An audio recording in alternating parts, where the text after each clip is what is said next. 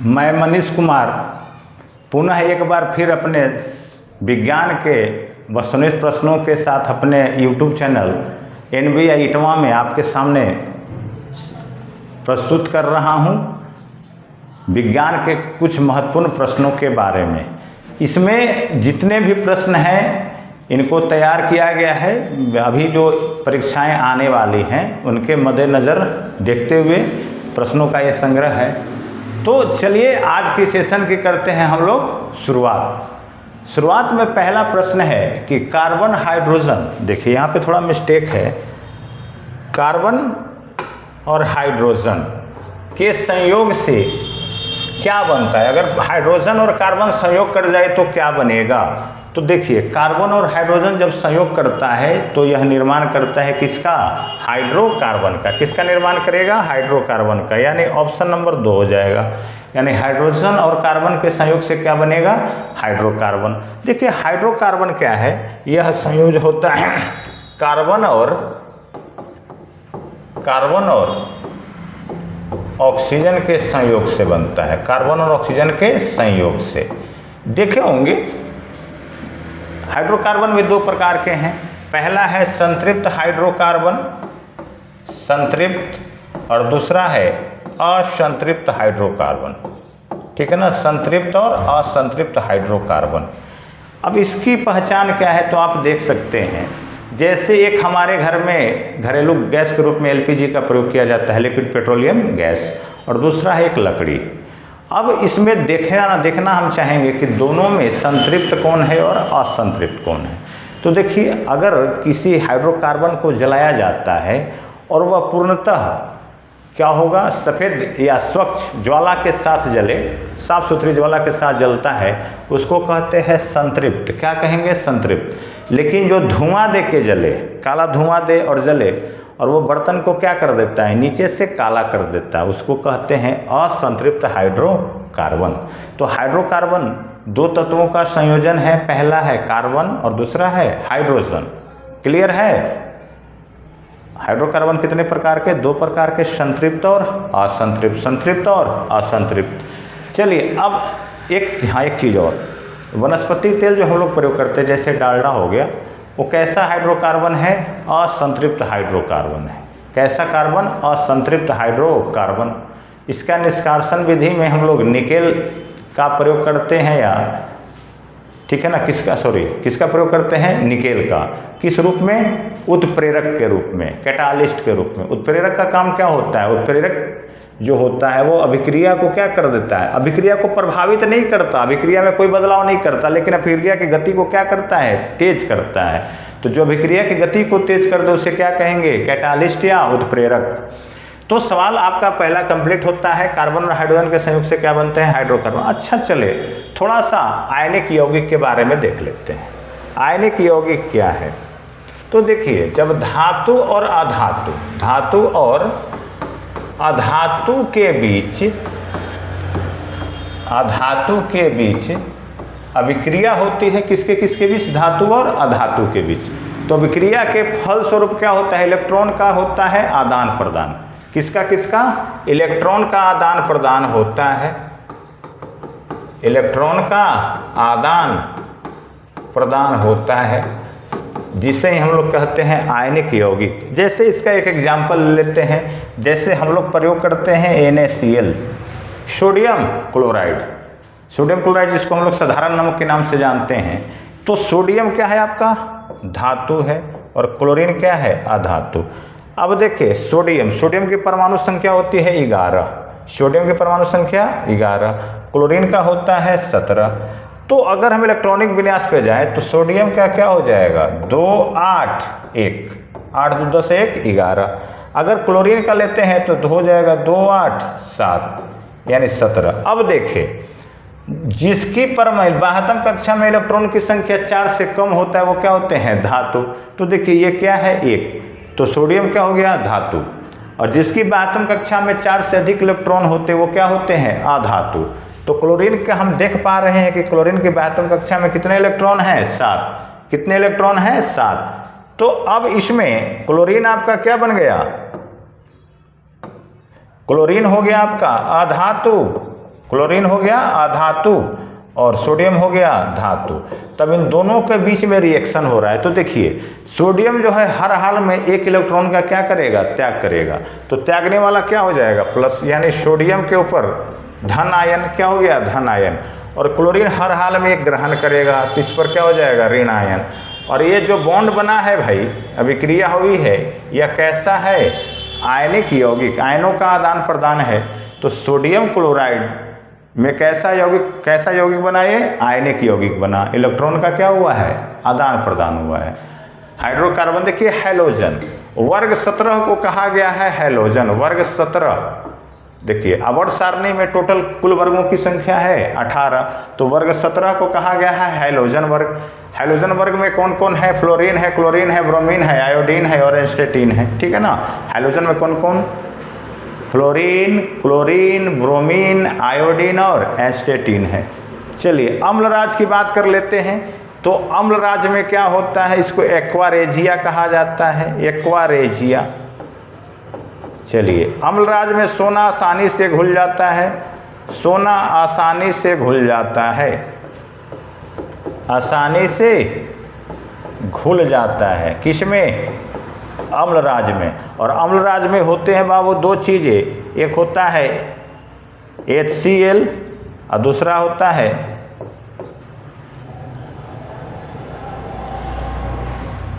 NaNO3 nitric acid, यानी sodium hydrochloric अम्ल और नाइट्रिक अम्ल। हाइड्रोक्लोरिक अम्ल और नाइट्रिक अम्ल के मिलने से अम्लराज का निर्माण होता है। और अम्लराज में क्या मिल जाते हैं, सोना आसानी से घुल जाते हैं। चलिए अगले प्रश्न की तरफ चले। अगला प्रश्न है, इथेन में कितने सहसंयोजक आबंध हैं। सवाल है कि इथेन में कितने सहसंयोजक आबंध हैं। तो इथेन का फार्मूला देख लेते हैं। किनका भाई, इथेन का। तो इथेन का आपका फार्मूला हो गया C2H6। फार्मूला क्या हो गया, C2H6। अब देख रहे हैं यहाँ पे हमारे पास कितने कार्बन है, 2। चलिए तो कार्बन कार्बन के बीच एकल आबंध बन गया। कार्बन कार्बन के बीच कितने बॉन्ड, एक सिंगल बॉन्ड बना है। अब हमारे पास हाइड्रोजन की संख्या कितनी है, 6। तो चलिए हाइड्रोजन अगर 6 हैं तो ऐसे हम लोग जानते हैं कि कार्बन के 72 कक्षा में कितने इलेक्ट्रॉन होते हैं, 4। 4 में से एक जो है किसके साथ इसकी साझेदारी हो रही है, दूसरे कार्बन के साथ। तो बचे कितने, 3। 3 में यह तीनों किसके साथ ले लिया, हाइड्रोजन के साथ कर लिया। दूसरे कार्बन में भी सेम कंसेप्ट हो जाएगा। चलिए अब पूछा जाए सवाल कि इथेन के सहसंयोजक आबंध में कार्बन कार्बन के बीच कितने एकल आबंध हैं।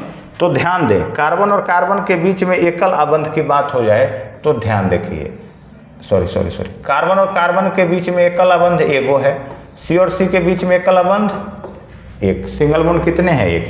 अब देखते हैं कार्बन और हाइड्रोजन के बीच में। तो यहाँ देख रहे हैं कि यहाँ हो गया, दूसरा हो गया और ये तीसरा हो गया। यानी एक पार्ट में कार्बन और हाइड्रोजन के बीच कितने हैं, कार्बन और हाइड्रोजन के बीच में 3, और दूसरे पार्ट में भी कितने हैं कार्बन हाइड्रोजन के बीच में, 3। तो टोटल कितने आबंध हो गए, 3 और 3 6 1 7। कितने आबंध हो गए, 7। यानी ऑप्शन नंबर क्या हो जाएगा, 2। सवाल था कि इथेन में कितने सहसंयोजक आबंध हैं। तो इथेन में सहसंयोजक आबंधों की संख्या कितनी हो गई, 7। कहीं कोई समस्या नहीं होनी चाहिए। चलिए आगे बढ़ते हैं अगले प्रश्न की तरफ। खाना बनाते समय यदि बर्तन की तली बाहर से काली हो रही है तो इसका मतलब क्या है। अभी थोड़ी देर पहले हमने चर्चा किया था हाइड्रोकार्बन का, कि बर्तन अगर काला हो रहा है मतलब वो जो ईंधन है वो आसानी से नहीं जल पा रहे हैं, ठीक है ना। यानी उसमें धुआं ज़्यादा बन रहा है। कैसा हाइड्रोकार्बन है वो, असंतृप्त है। कैसा है, असंतृप्त। तो ईंधन पूरी, हाँ अब ऑप्शन आपके पास है भोजन पूरी तरह नहीं पकना, ही तो नहीं होगा भाई। भोजन के पकने से क्या मतलब है इसमें।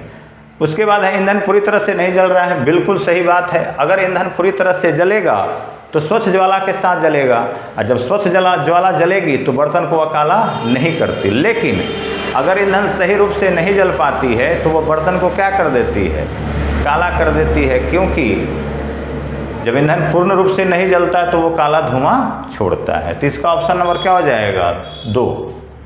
चलिए अगले प्रश्न की तरफ चले। बॉक्साइट निम्नलिखित में से किस धातु का अयस्क है। तो बॉक्साइड जो है एल्युमिनियम का अयस्क है। बॉक्साइड से किसका निष्कासन किया जाता है? एल्युमिनियम का, ठीक है ना, बॉक्साइड एल्युमिनियम। कैल्शियम के लिए तो भैया आपका कैल्शियम कार्बोनेट है CaCO3, जिसको चूना, हाँ चूना पत्थर से भी कैल्शियम का निष्कासन होता है। चलिए आगे देखेंगे, निम्नांकित में कौन उपधातु है, ठीक है ना, तो जिनकी 12वीं कक्षा में 4 से कम इलेक्ट्रॉन वो क्या होते हैं? धातु। 4 से अधिक तो अधातु, और 4 पर अगर हो जाए तो उपधातु। तो आप ध्यान दो कि कौन कौन धातु है। लोहा, सॉरी उपधातु पूछा है, तो पहले देख ले, लोहा क्या है? धातु है। लोहा का है अपना धातु, ये तो नहीं होगा। कॉपर भी क्या है? धातु है, नहीं होगा। चलिए निकेल, निकेल भी क्या होता है? धातु। धातु की पहचान क्या है भाई? धातु में एक धात्विक चमक होती है, इसमें तन्यता होती है, घातवर्ध होता है, ठीक है ना, इसमें एक विशेष प्रकार की चमक होती है, खनक होती है। लेकिन Sb देख लिया जाए, Sb मतलब एंटीमनी। एंटीमनी, एंटीमनी कैसा है? उपधातु है। एंटीमनी क्या है बाबू? उपधातु। उपधातु की संख्या कितनी है? 7। उपधातु की संख्या 7। Boron, silicon, germanium, arsenic, antimony, tellurium और पोलोनियम। उपधातु कितने हो गए? 3 3 6 1 7। कौन कौन? Boron, silicon, germanium, arsenic, antimony, tellurium और पोलोनियम, ठीक है ना। टोटल उपधातु की संख्या कितनी है? 7। याद रहेंगे। तो उपधातु कौन है? तो इसका सटीक आंसर हो जाएगा Sb। Sb यानी एंटीमनी, Sb यानी antimony. This is the right answer. कौन उपधातु है? Sb यानी एंटीमनी। चले आगे बढ़ते हैं। शुद्ध सोना को व्यक्त किया जाता है, देखिए शुद्ध सोना होता है 24 कैरेट का। शुद्ध सोना 24 कैरेट का होता है, और 24 कैरेट से कोई भी आभूषण का निर्माण नहीं किया जा सकता, क्योंकि सोना इतना मुलायम होता है कि आसानी से वो क्या हो जाएंगे? टूट जाएंगे। तो इसका आभूषण बनाने के लिए इसको क्या करते हैं? इसमें थोड़ी सी मात्रा तांबा का मिलाते हैं। क्या किसकी मात्रा मिला देते हैं? तांबा का। तो 22 कैरेट से क्या होता है कि 22 कैरेट से आभूषण का निर्माण प्रारंभ होता है। कभी भी 24 कैरेट यानी शुद्ध सोने का आभूषण नहीं बन सकता, इस बात का हम लोग ध्यान रखेंगे। तो अगर सवाल कभी कभी ये पूछ देता है कि 18 कैरेट में शुद्ध सोना कितना प्रतिशत होता है, सवाल ऐसे भी घुमाएगा कि 18 कैरेट का जो सोना है उसमें शुद्ध सोना कितना प्रतिशत है, तो इसको निकालना आसान है भाई। 24 में 100 है, तो 18 में क्या हो जाएगा? 100/24 × 18, 3 4 25, यानी 75% जो है वो क्या होता है? शुद्ध सोना। 18 कैरेट का हम लोग के मार्केट में जो आभूषण मिलता है ना, 750 हॉलमार्क का जो बोला जाता है, तो एक 750 हॉलमार्क का जो है इसमें शुद्ध सोना कितना % है? 75%, और 25% इसमें क्या मिलाया गया है? तांबा मिलाया गया है, ठीक है। चलिए, तो गहना बनाने के लिए, आभूषण बनाने के लिए जो सोना यूज किया जाता है वो कितने कैरेट का? 22 कैरेट का। लेकिन शुद्ध सोना अगर पूछे तो शुद्ध सोना हमेशा 24 कैरेट का होता है। शुद्ध सोना कितने कैरेट का? 24 कैरेट का। शुद्ध सोना 24 कैरेट का होता है। अरे यार ये कहाँ से आ गया यार? शुद्ध सोना 24 कैरेट का। कोई दिक्कत? 18 कैरेट में सोने का प्रतिशत 75%। चलिए, निम्नलिखित में कौन आयनिक यौगिक है? बिल्कुल सही बात है। आयनिक यौगिक यानी क्या होगा? इलेक्ट्रॉन का आदान प्रदान। इलेक्ट्रॉन का आदान प्रदान अभी थोड़ी देर पहले हमने बताया। चले, तो आयनिक यौगिक कौन होगा? ध्यान देंगे। कैल्शियम, देखिए CH4 मीथेन, कार्बन और हाइड्रोजन। तो कार्बन और देखिए जो आदान प्रदान होता है वो किसके किसके बीच? धातु और अधातु के बीच। धातु और अधातु के बीच होता है। तो देख रहे हैं कार्बन भी क्या है? अधातु है। हाइड्रोजन भी अधातु है। कार्बन अधातु, ऑक्सीजन अधातु, कैल्शियम धातु और क्लोरीन अधातु। चलिए यही हो जाएगा, ठीक है ना। आपका क्या हो जाएगा? CaCl2। CaCl2 के बीच क्या है? आयनिक यौगिक का निर्माण हुआ है, यानी इनके बीच इलेक्ट्रॉन का आदान प्रदान हुआ है। आयनिक यौगिक में हमेशा क्या होते हैं, एक धातु होगा और दूसरा अधातु होगा। छांटना सीख लीजिए ऑप्शन से। सी क्या है, कार्बन अधातु, हाइड्रोजन अधातु, इनके बीच इलेक्ट्रॉन का आदान प्रदान नहीं होगा, यानी आयनिक यौगिक नहीं होंगे। CO2 यहाँ कार्बन है, यहाँ पे क्या है ऑक्सीजन, दोनों के दोनों क्या है अधातु हैं, तो यहाँ भी आयनों का आदान प्रदान नहीं हो सकता। चलिए कैल्शियम और क्लोरीन देख रहे हैं, CaCl2 तो देख रहे हैं, पा रहे हैं हम कि कैल्शियम क्या है धातु है और क्लोरीन क्या है अधातु। तो जाहिर सी बात है, तो एक धातु और एक अधातु है तो इनके बीच इलेक्ट्रॉन के आदान प्रदान हुई होगी। जब इलेक्ट्रॉन के आदान प्रदान हो जाए तो कौन सा यौगिक बनेगा, आयनिक यौगिक, यानी ऑप्शन नंबर क्या हो जाएगा इसका 3 CaCl2। कोई दिक्कत? चलिए आगे बढ़ते हैं। सक्रियता श्रेणी में हाइड्रोजन के ऊपर के धातु क्या होते हैं? तो देखिए हाइड्रोजन के ऊपर के धातु सक्रियता श्रेणी में जो हाइड्रोजन के ऊपर होते हैं तो वो क्या करते हैं, अम्ल से अभिक्रिया करके हाइड्रोजन गैस बनाते हैं, ठीक है ना। सक्रियता श्रेणी में जो हाइड्रोजन के ऊपर होंगे तत्व वो क्या करेंगे, अम्ल से अभिक्रिया करके हाइड्रोजन गैस बनाएंगे। चलिए आगे बढ़ते हैं अगले प्रश्न की तरफ। अगला प्रश्न है, अयस्क से चुंबकीय अशुद्धियों को दूर करने के लिए जो विधि प्रयुक्त की जाती है। जैसे चुंबकीय अशुद्धि, जैसे मान के चलिए किसी में चुंबकीय गुण वाले तत्व मिले हुए मिक्सअप हो गए हैं, तो इसको हम किस विधि से अलग कर दे सकते हैं भैया। तो चुंबकीय तत्व जो भी हैं उसको निकालने के लिए हम चुंबक का प्रयोग कर लेंगे। लौह गुण जिसमें पाया जाएगा वो क्या करेगा, चुंबक में चिपक जाएंगे, उसको फिर हम बाहर कर सकते हैं। जैसे सपोज कीजिए बालू में हम लोग क्या किए, लोहे के चूर्ण को मिला दिया हमने, तो क्या इस विधि को हम अलग नहीं कर सकते? बिल्कुल कर सकते हैं। एक मैग्नेट रखेंगे, चुंबक जिसको बोलते हैं, चुंबक को अगर हम बालू के ऊपर इर्द गिर्द घुमाएं तो उसमें जितने भी लौह कण है वो क्या हो जाएंगे, चुंबक में आपस में चिपक जाएंगे।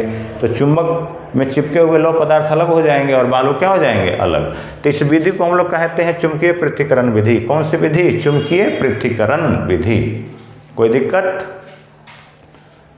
आगे बढ़ते हैं। सल्फाइड अयस्कों का सांद्रण किया जाता है। तो सल्फाइड के अयस्क जो होते हैं, सल्फाइड के अयस्क, इनके सांद्रण के लिए ना फिन प्लवन विधि का प्रयोग किया जाता है। किसका, फिन प्लवन विधि का। फिन प्लवन विधि में क्या किया जाता है कि पानी और तेल के मिश्रण में जब हवा दी जाती है तो झाग उत्पन्न होता है, ठीक है ना। तेल और पानी के मिश्रण में जब हवा दी जाती है, पानी पर तेल के कुछ बूंदे डाल दी गई, अब क्या होगा कि अब उसमें हवा मारिएगा तो फेन बन जाएगा। क्या बनेगा, फेन। और सल्फाइड के जो अयस्क हैं ना, इसी फेन में क्या हो जाते हैं, वो मिल जाते हैं, और जो गैंग यानी अशुद्धियाँ हो जाती है वो कहाँ बैठ जाती है, नीचे। फिर उस फेन को हम लोग क्या करेंगे, छान लेंगे, फिर सुखा देंगे, सल्फाइड का अयस्क हमें प्राप्त हो गए। कोई दिक्कत? तो सल्फाइड अयस्कों के सांद्रण के लिए किस विधि का प्रयोग करते हैं, फेन प्लवन विधि का। किसका, फेन प्लवन विधि का। चलिए आगे प्रश्न की तरफ बढ़ें। किसी अधातु के परमाणु के बाह्यतम शेल में इलेक्ट्रॉनों की संख्या। चलिए देखते हैं अधातु के बारे में है। हमने अभी बताया है कि धातु के बाह्यतम कक्षा में 4 से कम, धातु के बाह्यतम कक्षा में 1, 2, 3 हो सकते हैं। अधातु में कितने हो सकते हैं भाई, 4 से ज़्यादा, 4, 5, 6, 7 या 8 तक हो सकता है, यानी ऑप्शन नंबर क्या हो जाएगा, 3। 4 से कम है तो धातु, 4 से अधिक है तो अधातु। सवाल था अधातु के परमाणु के बाह्यतम शेल में इलेक्ट्रॉनों की संख्या 4 से ज़्यादा, 4 से कम रहे तो धातु, 4 से अधिक हो तो अधातु। चलिए आगे बढ़ते हैं। साधारण गंधक किस आणविक रूप में पाया जाता है? गंधक यानी सल्फर, और सल्फर का आणविक सूत्र होता है S8। सल्फर का क्या हो जाएगा, S8, यानी ऑप्शन नंबर क्या हो जाएगा, 3। Option number 3। साधारण गंधक किस आणविक रूप में पाया जाता है, S8 के रूप में पाया जाता है। अगले प्रश्न की तरफ चले। फास्फोरस का आणविक सूत्र। तो फास्फोरस का आणविक सूत्र होता है P4। फास्फोरस का आणविक सूत्र P4। इस बात को ध्यान में रखेंगे। सल्फर का होता है S8, ठीक है ना। और फास्फोरस का होता है P4, फास्फोरस का आणविक सूत्र P4। चलिए अब अगले प्रश्न की तरफ चले। अगला प्रश्न हमारे बीच है, सोना निम्नलिखित में से किस द्रव में घुल जाता है। देखिए पहले भी चर्चा हुई है, सोना किस द्रव में घुल जाएगा, तो एक्वारेजिया में घुलेगा। यानी एक्वारेजिया को हम लोग किस नाम से जानते हैं, अम्लराज के नाम से जानते हैं। अम्लराज में क्या क्या है, तो अम्लराज में 2 एसिड मिले हुए हैं। अम्लराज को एक्वारेजिया कहा गया, इसमें 2 एसिड है। एक है हाइड्रोक्लोरिक अम्ल, जिसको हम लोग HCl बोलते हैं, हाइड्रोक्लोरिक अम्ल को HCl। और दूसरा है नाइट्रिक एसिड यानी नाइट्रिक अम्ल,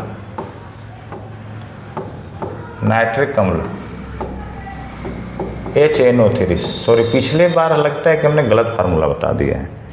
नाइट्रिक अम्ल का होता है HNO3, NaNO3 बताया था ना, वो गलत है, उचिली साल्टपीटर का होता है। ठीक है ना सर, उसके लिए क्षमा।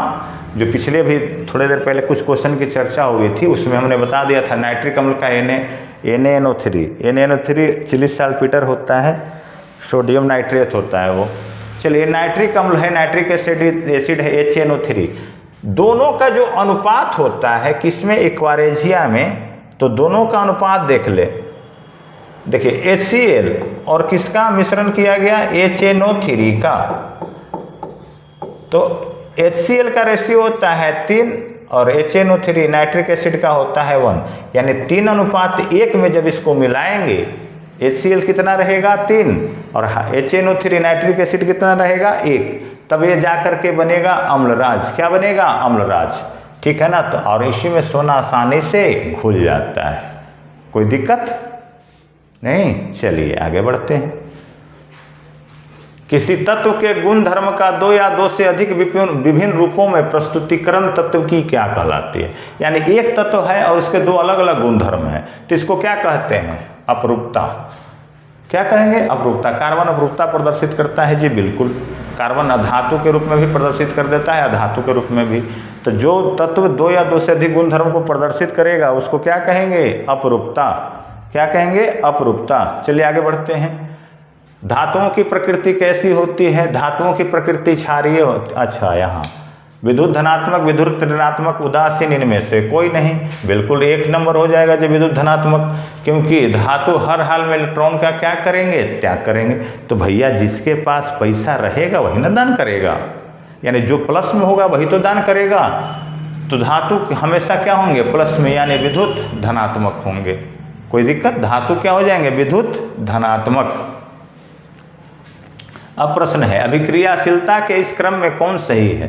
तो देखिए अभिक्रियाशीलता में जैसे जैसे हम वर्ग में, सॉरी समूह में, हाँ वर्ग या समूह ही नीचे आते हैं तो अभिक्रियाशीलता क्या हो जाती है, बढ़ जाती है। तो देखें एल्युमिनियम है, उसके बाद मैग्नीशियम है, जिंक है, उसके बाद लोहा है।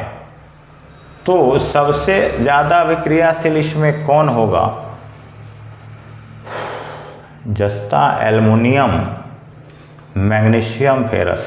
एल्युमिनियम, मैग्नीशियम, जस्ता और फेरस, यानी सबसे ज़्यादा एल्युमिनियम का, उसके बाद मैग्नीशियम का, उसके बाद जिंक का, उसके बाद लोहा का। सबसे कम किसका हो गया, लोहा का। चलिए ठीक है, ऑप्शन नंबर 1 एक्वारेजिया यानी रॉयल जल। हाँ, एक्वारेजिया को हम लोग अम्लराज भी कहते हैं या रॉयल जल भी कहते हैं। एक्वारेजिया को और किस नाम से जानते हैं, रॉयल जल, रॉयल वाटर, रॉयल वाटर। तो रॉयल वाटर में पूछा है कि हाइड्रोक्लोरिक अम्ल एवं सांद्र नाइट्रिक अम्ल का अनुपात अभी बताए हैं 3:1।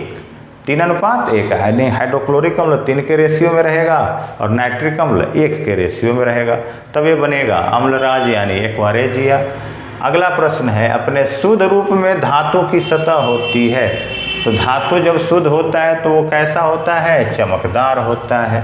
धातु की सतह क्या होती है, चमकदार। धातु की पहचान है चमकीला होना, खनक उत्पन्न करना यानी ध्वनि उत्पन्न करना, उसके बाद उसमें तारत्व का गुण हो, खींचने पर तार निकाला जा सके, पीटने पर वो फैले, आघाते वर्ध हो, सब क्या कहलाएंगे, धातु। चलिए आगे बढ़ते हैं। धातु विद्युत का सुचालक होता है। एकमात्र धातु जो विद्युत का कुचालक है वो क्या है? पारा। क्या है? पारा। चलिए अब देखिए आगे का, धातु का पतले तार के रूप में खींचने की क्षमता को, अभी तो बताए धातु को जब खींचेंगे तार बन जाएगा तो इसको क्या कहेंगे? तन्यता। क्या कहेंगे? तन्यता। क्लियर है? क्या कहेंगे? इलास्टिसिटी यानी तन्यता। चलिए आगे बढ़ें। अब है, जो धातुएं कठोर सतह से टकराने पर आवाज उत्पन्न करते उन्हें क्या कहते हैं? तो जो धातु कठोर सतह से टकरा कर ध्वनि उत्पन्न करे उसे धात्विक ध्वनिक कहेंगे। ध्वनिक यानी सोनोरस। ध्वनिक यानी सोनोरस, ठीक है ना। जो धातु टकराने पर आवाज उत्पन्न करते हैं उसको सोनोरस या ध्वनिक कहा जाता है। अगले प्रश्न की तरफ चला जाए। इनमें से कौन अधातु होते हुए भी चमकीला है? बिल्कुल सही प्रश्न है कि वह कौन ऐसा अधातु है जो, हालांकि अधातु का गुण चमकीला होना नहीं है, धातु का गुण चमकीला होना है, लेकिन प्रश्न है कि कौन ऐसा अधातु है जो चमकीला भी है? तो आयोडीन। क्या हो जाएगा? आयोडीन। आयोडीन अधातु होते हुए भी क्या है? चमकीला है। आगे प्रश्न की तरफ बढ़ें। एल्युमिनियम पर मोटी ऑक्साइड की परत बनाने की प्रक्रिया को एनोडीकरण कहते हैं। एनोडीकरण है, देखते हैं कौन ऑप्शन में भाई। तो देख पा रहे हैं एथोडीकरण, कैथोडी, अच्छा नहीं, इसको एनोडीकरण कर दीजिए। एनोडीकरण क्या है? एल्युमिनियम पर मोटी ऑक्साइड की परत बनाने की प्रक्रिया को हम लोग कहते हैं एनोडीकरण। चलिए अगले प्रश्न की तरफ चलें। लोहे के निष्कर्षण में चूना पत्थर कैल्शियम सिलिकेट CaSiO4 एक यौगिक बनाता है। यह यौगिक क्या कहलाता है? यानी चूना पत्थर जो है कैल्शियम सिलिकेट एक यौगिक बना देता है। इस यौगिक, यह यौगिक क्या कहलाता है? धातुमल जी, बिल्कुल सही जवाब, धातुमल। क्या कहलाएगा? धातुमल। भर्जन जारण होता है, धातु को जलाना, प्रगलन उसको गलाना, द्रमा मतलब पिघला देना। धातुमल क्या है? जब कचरा जम जाए उसको क्या कहेंगे? धातुमल। चलिए, वल्नीकरण की प्रक्रिया में प्राकृतिक रबर के साथ निम्नलिखित में क्या मिलाया जाता है? वल्नीकरण में क्या किया जाता है? जो रबर हमारा जो नेचुरल रबर है उसमें क्या मिला देते हैं? सल्फर मिलाते हैं। तो अब सल्फर यानी गंधक, देखिए अब गंधक में भी 3 है। साधारण गंधक मिलाते हैं। सल्फर का सूत्र क्या था? S8। साधारण गंधक मिला करके रबर के साथ वल्नीकरण की क्रिया की जाती है। निम्नलिखित में कौन सबसे अधिक अभिक्रियाशील धातु है? मैग्नीशियम, कैल्शियम, सोडियम और पोटेशियम। जी बिल्कुल पोटेशियम है। पोटेशियम इन चारों में सबसे अधिक अभिक्रियाशील है, ठीक है ना। कौन? पोटेशियम है। पोटेशियम के बाद सोडियम, कैल्शियम, मैग्नीशियम। हाँ, सबसे ज़्यादा कौन है? के यानी पोटेशियम। आगे बढ़ते हैं। निम्नलिखित में कौन अति ज्वलनशील है? तो पीला फास्फोरस या श्वेत फास्फोरस सबसे अधिक जलता है। फास्फोरस को कहाँ रखा जाता है? जल में। फास्फोरस को जल में रखा जाता है और श्वेत फास्फोरस सबसे अधिक अभिक्रियाशील होता है। चलिए अब थोड़ा सा हम लेते हैं, पानी पी लेते हैं, प्यास लगी है।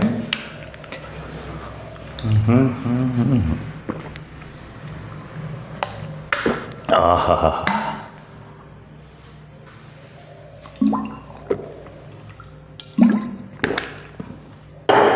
प्यास गजब की लगी थी और पानी में जहर मिला था। पीते तो भी मर जाते और ना पीते तो भी मर जाते। चलिए आगे बढ़ते हैं सर। हाँ, सवाल था क्या भाई? कौन अति ज्वलनशील है? तो लाल फास्फोरस, श्वेत फास्फोरस या पीला फास्फोरस। आगे बढ़िए प्रश्न में। संगणक, संगणक कंप्यूटर का हिंदी नाम है संगणक। कंप्यूटर को बनाने वाले चार्ल्स बेबेज। कौन थे बाबू? Charles Babbage.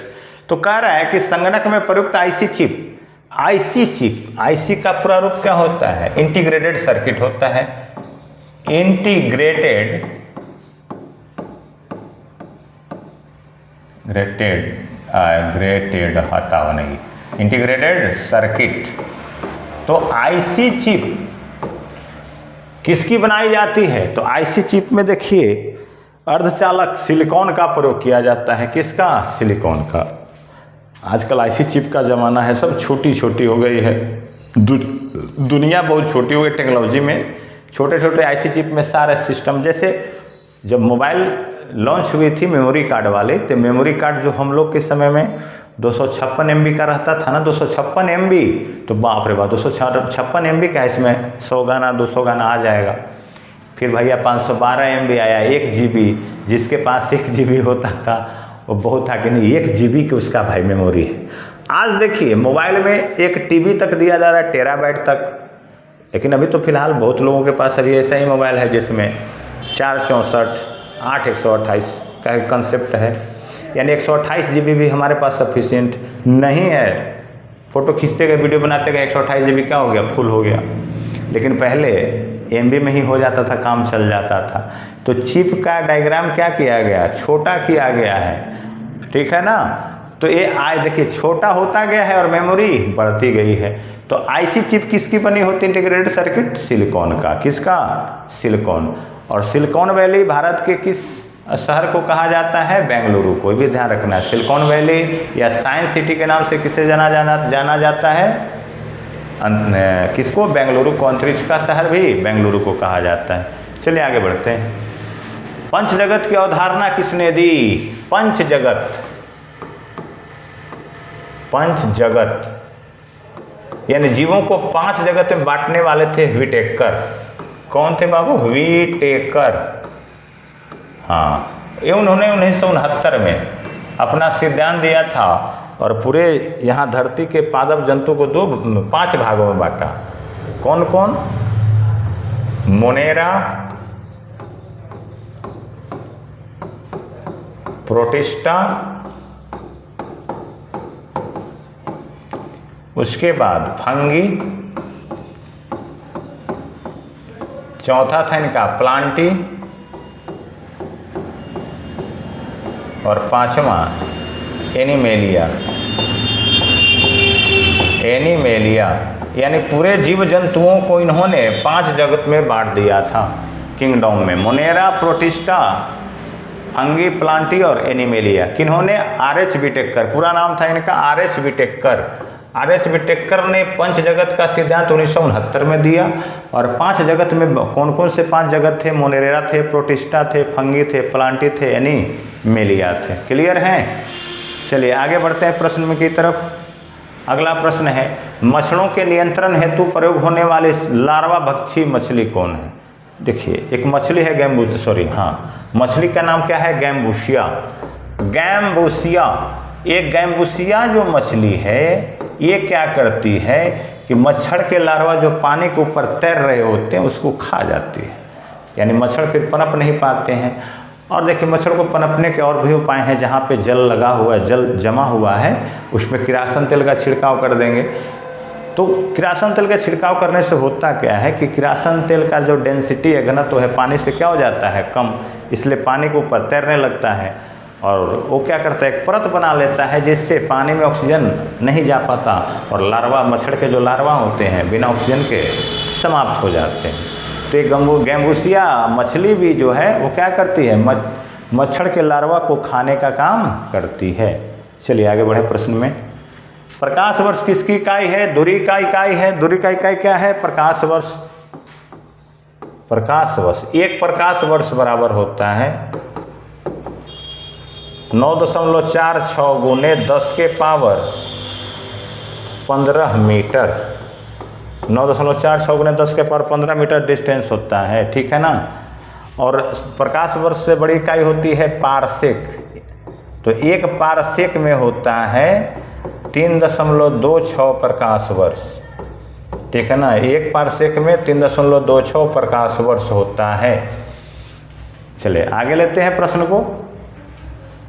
वाईमैक्स निम्नलिखित में से किससे संबंधित है। वाईमैक्स, तो यह संचार प्रौद्योगिकी से संबंधित है। वाईमैक्स किससे संबंधित है, संचार प्रौद्योगिकी से। आगे प्रश्न में चले। क्लोरोफिल में केंद्रीय धातु कौन है। तो क्लोरोफिल में क्या पाया जाता है, मैग्नीशियम। क्लोरोफिल के कारण पत्तियां हरी होती हैं और क्लोरोफिल में पाया जाने वाला तत्व कौन है, मैग्नीशियम।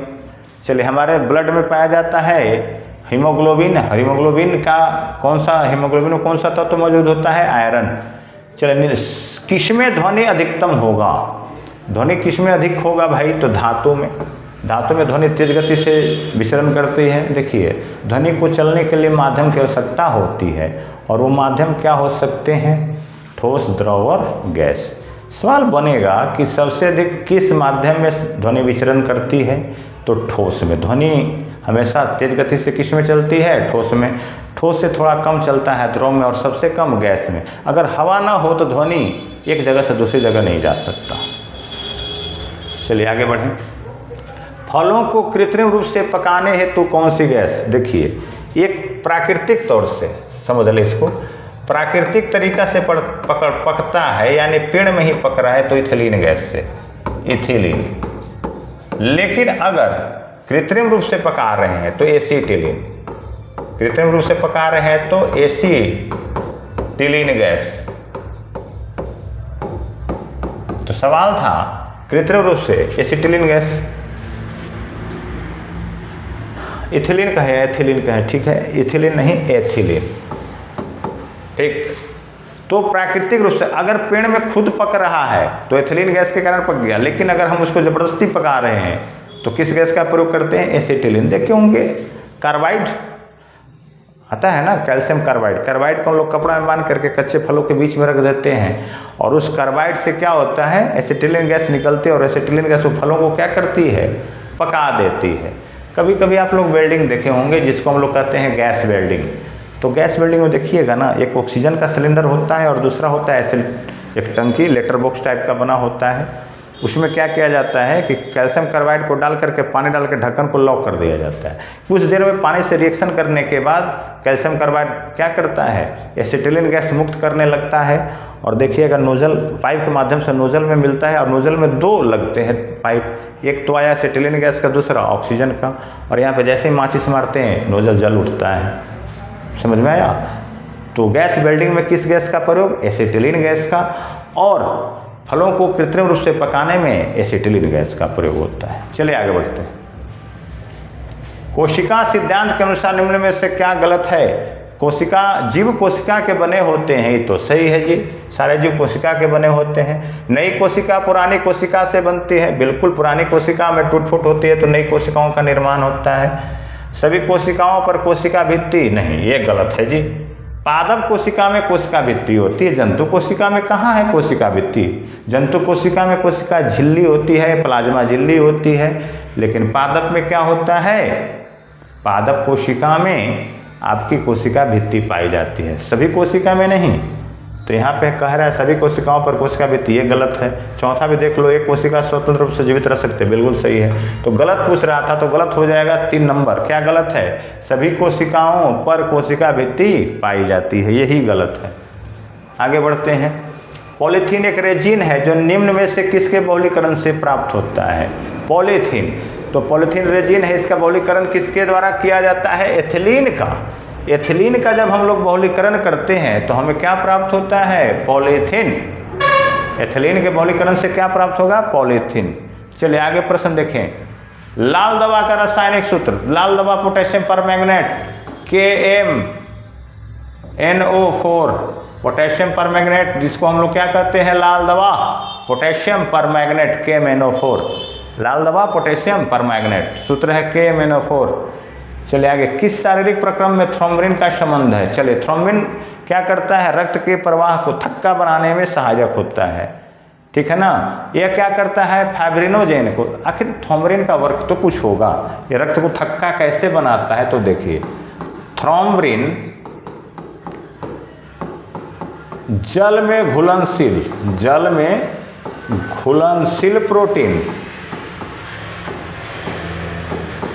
घुलनशील प्रोटीन फाइब्रिनोजेन, फाइब्रिनोजेन को अघुलनशील प्रोटीन, अघुलनशील प्रोटीन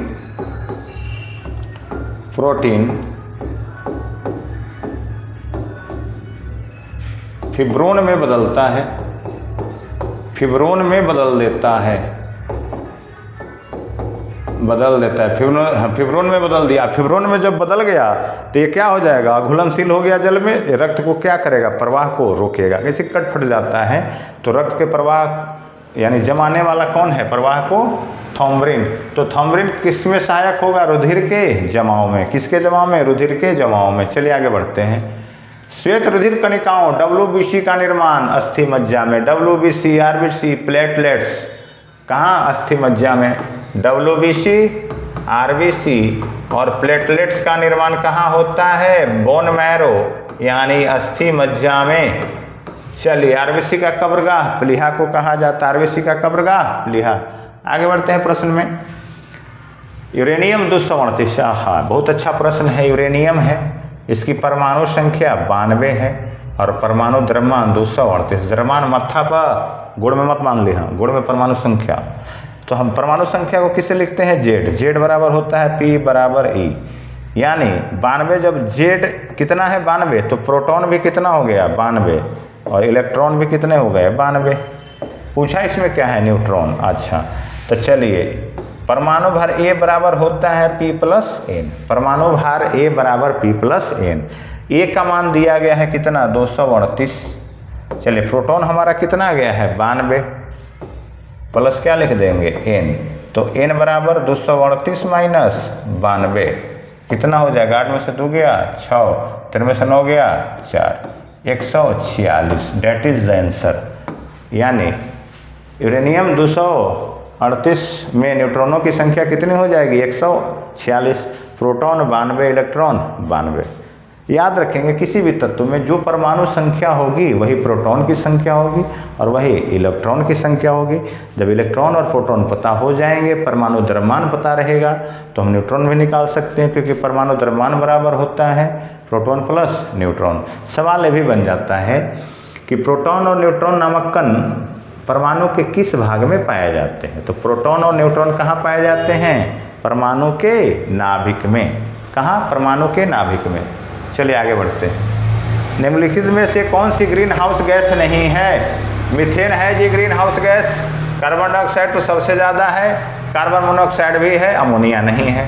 ग्रीन हाउस गैस कौन नहीं है? अमोनिया। देखिए ग्रीन हाउस गैस क्या है भाई? पृथ्वी के वायुमंडल में इसका एक लेयर बन जाता है, गैसों का एक परत बन जाता है जो सूर्य की गर्मी को अंदर नहीं आने देता और पृथ्वी की गर्मी को बाहर, एक कवच बना लेता है। इसी को हम लोग कहते हैं ग्रीन हाउस। और सबसे अधिक ग्रीन हाउस में प्रभावित करने वाली गैस कौन है? Carbon dioxide. कार्बन डाइऑक्साइड बढ़ेगा तो उमस बढ़ जाएगी, गर्मी बढ़ जाएगी। इसमें होता क्या है ना कि कार्बन डाइऑक्साइड की मात्रा अगर बढ़ेगी वायुमंडल में तो पृथ्वी के वायुमंडल के ऊपर एक लेयर बना लेगा।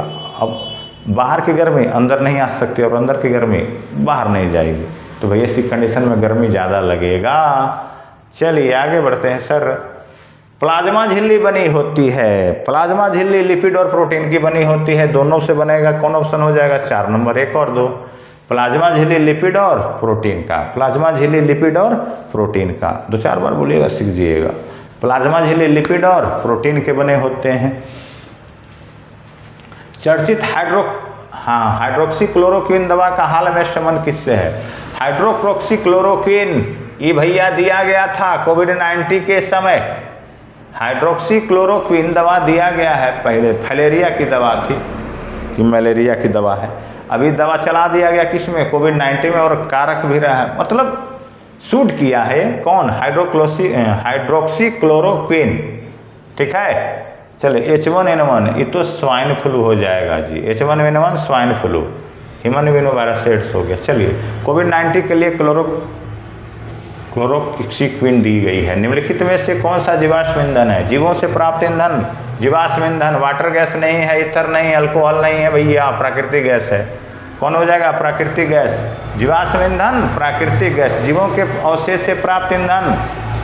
चलिए आगे बढ़ते हैं प्रश्न में। निम्न में कौन सा रक्त सर्वदाता है? सर्वदाता देखिए सर, बी किसको देगा? बी को देगा। और किसको देगा भैया? ए बी को देगा। चलिए ए किसको देगा? ए को देगा, ए बी को देगा। ए बी भाई साहब ही हरामखोर है, केवल ए बी को देगा। और ओ देखिए अपने आप को देगा ही, ए को देगा, बी को देगा, ए बी को देगा। ठीक है ना। तो क्या है प्रश्न? सर्वदाता। तो सर्वदाता कौन है? ओ। वो अपने ग्रुप ओ को भी दिया, ए को भी दिया, बी को भी दिया और ए बी को दिया। सर्वग्राही पूछे तो अगर बात करा जाए सर्वग्राही का, सर्वग्राही मतलब सबसे लेने वाला, तो सबसे लेने वाला है आपका ए बी। देखिए ए बी किससे किससे ले लेगा, ए से लेगा, ये दे रहा है, ये बी से लेगा, ए बी से लेगा, और वो तो हर हाल में दे ही रहा है। तो सर्वग्राही आपका हो जाएगा ए बी, सर्वग्राही ए बी, सर्वदाता ओ, सर्वदाता universal donor O, universal acceptor A B.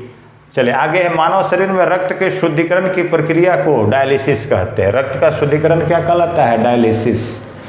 चलिए आगे बढ़ें। वयस्क मानव में कितनी अस्थियां होती हैं, 206। चलिए हड्डी देख लेते हैं कहाँ कहाँ है भाई।